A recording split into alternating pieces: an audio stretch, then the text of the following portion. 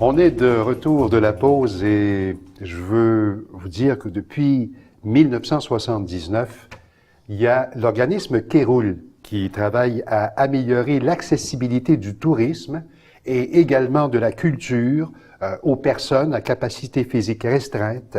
Et pour nous parler de Kéroul, justement, nous avons Madame Isabelle Ducharme qui est la présidente du conseil d'administration. Madame Ducharme, bienvenue. Merci.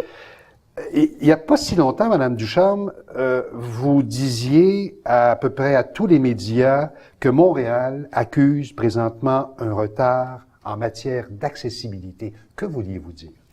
En fait, Kéroul, comme vous le disiez, travaille depuis 35 ans au développement de l'accessibilité touristique. Donc, on s'attendrait à avoir une bonne accessibilité.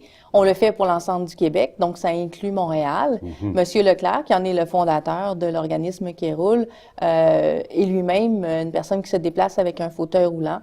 Donc, on est à même de vivre le quotidien de l'accessibilité et ou de l'inaccessibilité.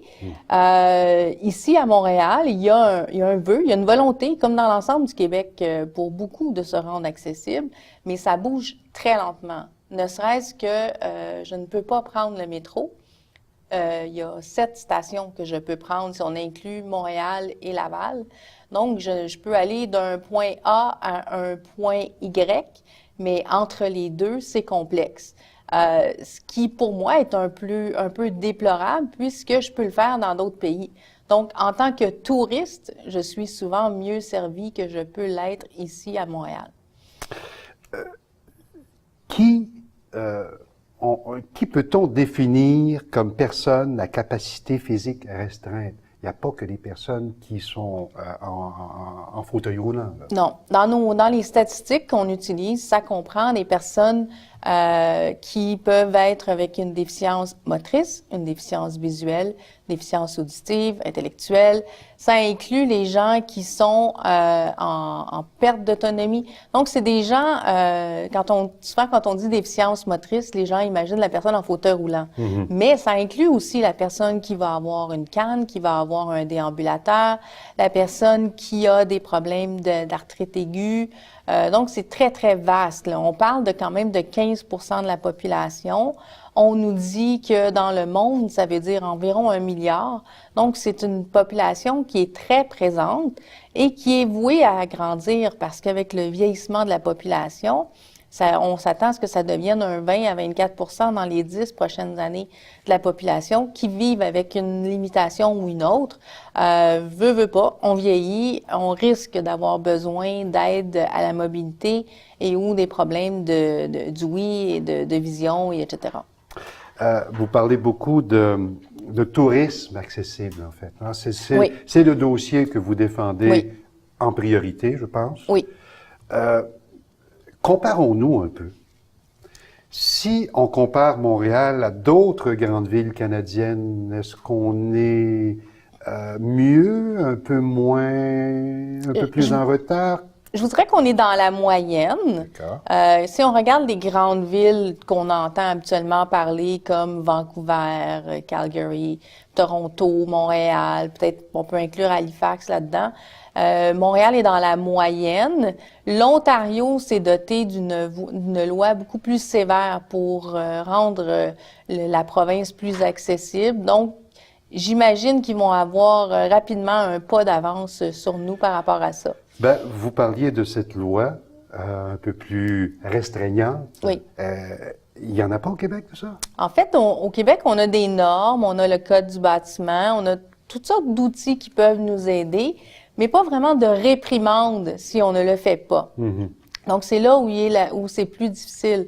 Quand on va aux États-Unis avec le American with Disabilities Act, à ce moment-là, on se retrouve avec une loi qui a du mordant et qui offre des sanctions à quiconque ne répond pas à cette loi-là. C'est ce qu'on n'a pas ici. Pour l'instant, on va avoir une petite tape sur les doigts si on n'a pas répondu exactement à la norme, mais on n'a pas vraiment de grandes réprimandes. Donc, ça fait qu'il y a des endroits qui se bâtissent et qui sont éventuellement visités peut-être par un inspecteur après avoir été bâtis. Mais là, il est trop tard. Le mur de béton, on peut pas le tasser. L'espace restreint, il va demeurer restreint. On n'aura pas de recours. On peut pas tasser un mur d'édifice au complet là, parce qu'on n'a pas répondu aux normes. Est-ce que vous sentez le désir des décideurs de changer les choses? Comme je vous disais, il y a une volonté. On le voit par des propositions de changement de lois, de règlements, de normes, etc. Mais encore une fois, la dernière fois où il y a eu une proposition à l'Hôtel de Ville pour une loi sur l'accessibilité universelle, elle a été reportée pour toutes sortes de raisons. Donc, on a encore un décalage sur le moment où ça va arriver. Donc, je ne crois pas que c'est une mauvaise volonté ou que... Je pense simplement qu'on réalise pas nécessairement l'impact de ce que ça peut avoir de se rendre accessible. Il y a d'abord, pour l'ensemble de la population, quand on se rend accessible, c'est pas seulement pour la personne en fauteuil roulant, c'est pour la maman qui a une poussette, c'est pour la personne qui s'est cassé une jambe et qui va être en béquille pendant quelques semaines. C'est vraiment pour plus large que juste l'image qu'on a de la personne en fauteuil roulant. Et c'est aussi lucratif. Les gens, on l'a prouvé par plusieurs études que Kéroul a fait et qui ont été faites à l'international. Quand on compare ces études-là sur les attitudes des gens qui sont à mobilité réduite, on retrouve toujours les mêmes chiffres. C'est 15 de la population, 80 d'entre eux se disent qu'ils ont la volonté et la capacité de se déplacer et de voyager, de faire du tourisme chez eux et ailleurs. Et souvent, on se déplace pour plus longtemps parce que, justement, ça demande plus de planification et on dépense plus parce qu'on voyage rarement seul, alors que la moyenne des gens aujourd'hui sont très individualistes. Je veux aller là, je vais y aller, peu importe que je sois seul ou pas. Mais là, vous me parlez d'une clientèle, excusez l'expression, payante pour le milieu touristique. Est-ce qu'ils font de gros efforts, eux aussi, pour vous accommoder un peu plus? C'est comme dans tous les domaines. Il y en a qui vont être au-delà. Il y en a qui vont être au-delà des attentes. Okay. Il y en a qui viennent nous voir, qui disent « Moi, je veux me rendre accessible. Qu'est-ce que je peux faire? Et il y en a d'autres qui vont plus nous répondre « Oui, mais est-ce que je vais vraiment avoir plus de personnes chez moi si je me rends accessible? » Le temps avance et très vite à part ça, Madame Ducharme. Juste un petit mot, parce que vous êtes reconnue à l'international également. Oui.